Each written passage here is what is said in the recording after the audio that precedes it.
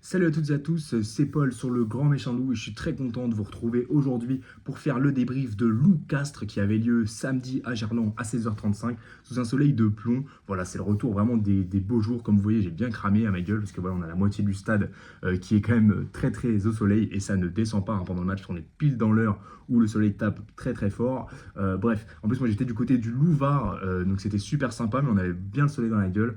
Donc encore merci à eux pour l'accueil. Et normalement, une vidéo devrait sortir là-dessus cette semaine. Donc voilà, vous verrez, il y a plein de petits plans sympas. Et on a eu un petit échange avec Tristan, qui est le chef, le capot hein, des Louvards. Voilà, très content de cette vidéo et j'ai hâte de vous montrer tout ça. Donc, j'ai pas vu tout le match par contre, parce que forcément, j'étais en train de filmer. Et puis, on avait un peu le soleil dans la gueule. Quand c'était à l'autre bout, c'était compliqué de voir.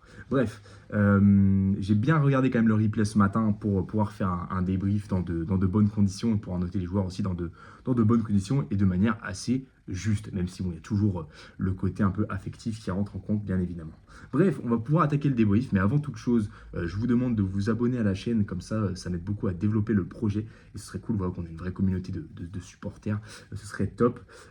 Ensuite, je vais vous demander aussi de commenter la vidéo avec votre analyse, si jamais vous en avez une différente de la mienne, ou si vous avez vu des choses que je n'ai peut-être pas vues, c'est totalement probable, et de liker la vidéo, ça m'aide beaucoup pour le référencement. Je vous embête pas plus avec ça, comme d'habitude, un petit débrief en 3 parties.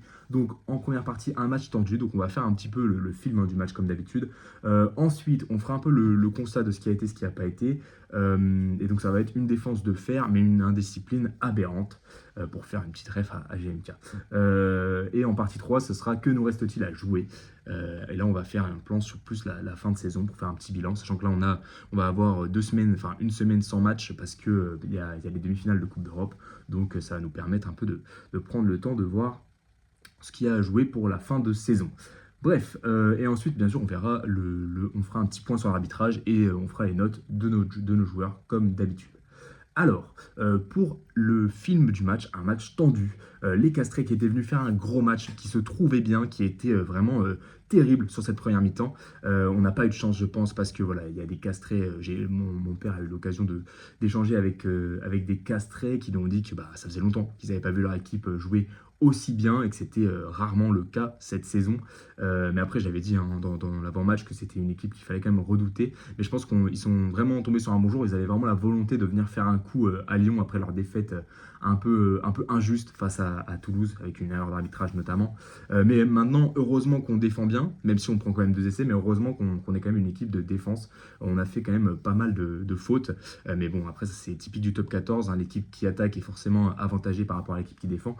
Et je sais pas ce qu'on a eu aussi, mais on s'est mis à faire pas mal de fautes, notamment sur les mêlées. Bref, c'était quasi impossible de mettre les mains sur le ballon. On est beaucoup pénalisé. On prend même un carton jaune à un moment donné avec Déliance hein, qui prend un carton jaune pour son deuxième match en pro. On prend 2 essais sur 2 erreurs. Donc la première erreur, bah, c'est William qui rate clairement son plaquage. Hein. On ne va pas lui en vouloir à notre numéro 7 qui a été décalé hein, sur la troisième ligne. On ne va pas lui en vouloir vu la saison qu'il fait, mais ça reste quand même une erreur. Et le 13 Castré qui a été très très bon voilà, va marquer l'essai. Et la deuxième erreur, bah, c'est un coup de pied qui rebondit. Et il y a Yohanné et Vainicolo qui ne s'entendent pas entre eux. Et bah, le Castré a le champ libre et prend le ballon que Yohanné a laissé rebondir. Donc c'est une deuxième erreur qui nous coûte un deuxième essai.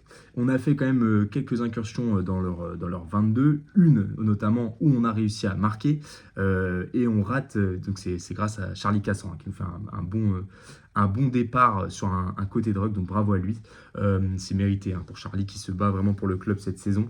Donc ensuite, on fait une deuxième incursion en fin de deuxième période. Et là, je sais plus, je crois qu'on fait un en avant ou quelque chose comme ça. Et donc ça, c'est un peu les boules parce qu'on avait l'occasion de bien revenir à la mi-temps. Et on se dit, du coup, bah, ça va être chaud parce qu'on n'arrive pas à reprendre tant de ballons que ça. Et à la mi-temps, bah, on part à 5 à 15. Donc on se dit que ça va être très très chaud d'aller gagner ce match. On ne voit pas trop comment.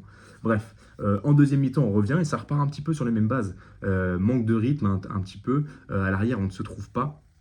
Donc c'était compliqué. Au final, le salut est venu du banc, hein. La semaine dernière, je disais que c'était à Clermont qu'on avait perdu sur notre banc qui n'avait pas eu autant d'impact. Et ben là, c'était énorme. Et donc on a Moukoro, Guillard, qui n'était pas sur le banc, mais qui a fait une partie de fou. Moukoro et Cretin, du coup, qui marquent des essais.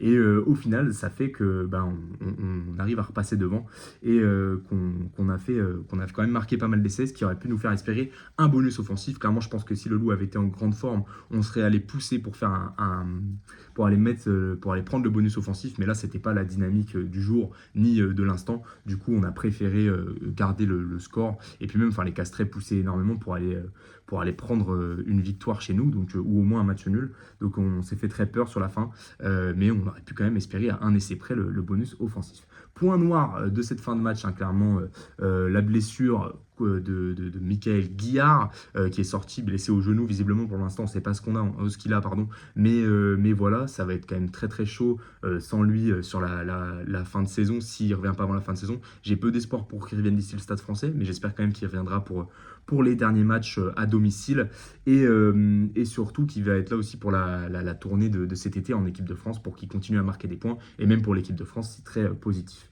Bref, une fin de match après de nos joueurs au courage, on est encore très pénalisé, et du coup au final on arrive à conserver le score et enfin on se paye et celle-là elle fait vraiment du bien, la preuve qu'on est capable de gagner ce genre de match compliqué. Du coup, on va passer tout de suite à la partie 2 en faisant le constat de ce qui va pas en gros, et donc que j'avais nommé une défense de fer, mais une indiscipline aberrante. Donc, dans tout ce qui est de positif, hein, on est une équipe qui sait défendre. Ça, on le sait depuis 2 ans, on le confirme. On met un nombre de plaquages, c'est impressionnant. On est une équipe qui sait défendre. Et on est une équipe qui est capable de gagner des matchs tendus et de garder un score. Et ce n'était pas le cas sur les 2 derniers matchs où c'était chaud contre Toulon, et ben on s'est fait égaliser. C'était chaud contre Bordeaux, et ben on s'est fait passer devant. Donc voilà, on est une équipe qui arrive à gagner des matchs, la preuve, et à garder des scores. Et donc ça fait vraiment plaisir. Maintenant, on va passer un peu sur les individualités. On a Millet, hein, Théo Millet, qui a montré qu'il était clairement indispensable dans cette ligne de centre. Il a manqué pendant un match, et ben voilà, on a vu le résultat. Et là, il a été juste énorme encore une fois. On a la Chap aussi, Chapchet, hein, Alexandre Chapchet, qui est peut-être la meilleure solution au poste de 15 actuellement, en tout cas pour finir la saison. Je sais que voilà, Gab, alors c'est un grand espoir et tout, mais Liand aussi. Maintenant, je pense que actuellement, pour la fin de saison, ce serait pas mal de garder Chapchet titulaire, ou en tout cas dans le groupe. On a Yohanné qui est bien revenu aussi, donc ça fait vraiment plaisir. J'ai pas aussi mentionné là dans mon truc, mais je viens de penser. On a aussi Paddy Jackson, hein, qui nous a fait un petit retour. C'était plutôt sympa aussi, Paddy Jackson, de le revoir jouer. Maintenant, Paddy Jackson, on n'a pas eu trop le temps de le voir s'illustrer. J'ai hâte de le voir un peu sur les prochains matchs. De Lions. Voilà, bon, même s'il a été très indiscipliné, ça reste quand même un numéro 6 crédible. Et pour son âge, c'est top d'avoir un mec aussi jeune qui peut jouer dans l'équipe A. Donc c'est positif, ça fait de la jeunesse. Berdeux qui est bien revenu aussi, même si je pense qu'il a perdu son jeu au pied et sa fiabilité au pied. Et c'est un petit peu dommage, mais ça va revenir aussi. Mais sinon, dans le jeu, j'ai trouvé vraiment pas trop mal. Guillard, c'était assez dingue ce qu'il a réussi à produire sur cette partie et même sur la saison.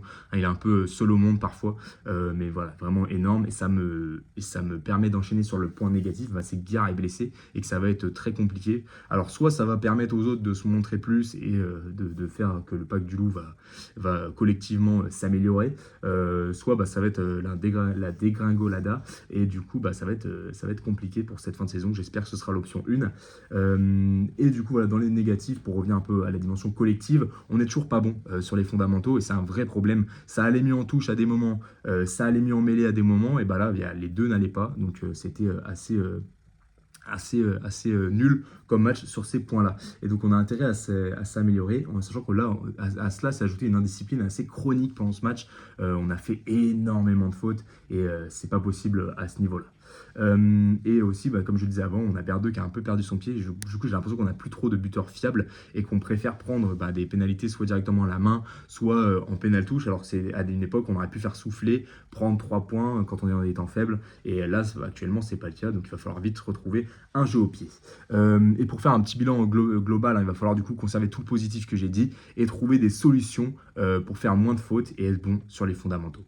Donc en partie 3, ça va nous permettre d'enchaîner sur la partie 3. Que nous reste-t-il à jouer? Donc nous sommes actuellement 11e, on a deux matchs, il nous reste deux matchs à domicile et deux matchs à l'extérieur, quatre adversaires très complexes. Dans l'ordre, ça va faire Stade Français, Bayonne, Toulouse et Montpellier. Donc c'est pas très loin devant. Pour aller chercher le top 10, c'est complètement atteignable puisqu'on a Castres qui est au même nombre de points que nous. Puis vous l'avez vu, Castres, bon, si on arrive à les battre, c'est que quand même c'est possible. Mais le top 8, ça reste compliqué, mais c'est pas impossible. Mais le top 8 est quand même loin. Voilà, 7 points devant nous. Donc ce qu'il faudrait, c'est gagner nos deux matchs à domicile et en gagner un à l'extérieur. Sauf que quand on voit qu'on va affronter le Stade Français qui pète tout cette année et Toulouse qui ne joue plus la Coupe d'Europe et qui va vouloir nous exploser aussi, ça va être très très compliqué. Moi je pense que ce qui pourrait être déjà très très bien, ce serait de gagner nos deux matchs à domicile contre Bayonne et contre Montpellier. Voilà, Bayonne qui nous a battus à l'aller de manière assez dégueulasse avec un arbitrage pas foufou, qui est venu nous taper la saison dernière à domicile. Donc j'ai aucune envie que ça recommence. Donc ce sera une petite question de fierté. Et Montpellier, mine de rien, c'est un défi de taille. Parce que Montpellier va vouloir jouer le top 2 et Montpellier met des branlées à tout le monde actuellement à l'extérieur. Ils ont encore battu Bordeaux hier soir. Donc il va falloir faire très attention et ça va être deux défis de taille. Donc si on gagne déjà ces deux derniers matchs à domicile, ce sera plus que positif. Et voilà, ensuite on va enchaîner sur le point arbitrage, donc Trenini, moi j'ai trouvé très très bon. J'ai trouvé qu'il a eu du courage, surtout sur sa première décision. On a voilà, Marchand qui plaque à moitié avec les bras, on a le Castrais qui joue bien le jeu et qui saute par-dessus. Au final il retombe sur la tête, donc là on peut se dire waouh, carton rouge, machin, hein. Il faut savoir qu'il y a quelques mois, je crois que c'était en Super Rugby ou en Rugby Championship, je sais plus, il y a un joueur qui se retrouve dans la même situation et l'arbitre prend la décision de ne pas siffler parce qu'il se jette. Mais ce qui aurait pu changer, c'est que la semaine dernière, il y a eu Castres-Toulouse dans le derby. Il y a une situation qui est similaire. Et le Castrais, qui a été le plaqueur qui n'a pas mis les mains, prend carton jaune bunker, enfin joue carton orange je crois, et sort 20 minutes, enfin sort 20 minutes, puis définitivement, et ensuite il a été remplacé, mais n'empêche que ça a été sifflé, et là du coup Trenini qui prend la bonne décision, et sinon après sur tout le reste de ses décisions et tout le reste du match, je trouve qu'il a bien tenu la baraque, j'ai trouvé assez juste, donc je vous laisse me dire ce que vous en pensez, parce que j'ai entendu un peu de tout, il y a des gens qui étaient satisfaits, d'autres moins, et voilà, comme vous voyez à la photo, c'est un mec qui est plutôt sympathique dans la vie. Donc très content de l'avoir rencontré et bravo à lui pour sa perf. Pour ce qui est de notre 15, on va faire les notes assez rapidement, je vois le temps qui s'écoule. Toute la première ligne, Ray, Marchand, Absuri, je leur ai mis un 5, parce que voilà, ils sont bons dans le jeu, mais sur les fondamentaux, c'est vraiment pas ça.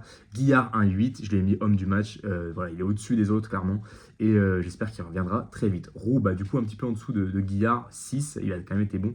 De Lions, 5, parce que sa performance reste plus que correcte, mais il a été trop indiscipliné. Williams 5 parce que je préfère clairement le voir au poste de 4 là, et en plus il a raté un plaquage, il nous coûte un essai. Simons, je lui ai mis un 8, voilà, capitaine courage, énorme ce qu'il fait. Cassan, il a mis son essai et il a bien tenu la baraque, donc je lui ai mis un 7. Berdeux, un 7, il manque plus que le jeu au pied pour vraiment être au top. Vain Nicolo, un 5, il n'a pas su trop s'exprimer. Millet 8 parce qu'il est vraiment indispensable. Maracou 5, pareil, il a du mal à s'exprimer, à revenir. Et Yohanné, je lui ai mis un 6 parce qu'il a été très bon. Après, il nous a quand même coûté un essai. Donc voilà. Et puis Chapchet, pour moi, c'est la meilleure option actuellement en poste de 15. Donc je lui ai mis un 7. Et le banc qui a fait des super entrées, notamment Allen et Cretin. Donc j'ai mis un 8 au banc. Ça a été plutôt bon. Donc les gars, au niveau du classement, comme je disais, c'est pas mort. Il y a de quoi se régaler sur les derniers matchs, notamment pendant les 100 ans de Gerland le 6 juin. Donc mettez-nous le feu qu'on attaque la saison prochaine avec des acquis et avec des objectifs qui pourront être très hauts, forcément, au vu de notre fin de saison.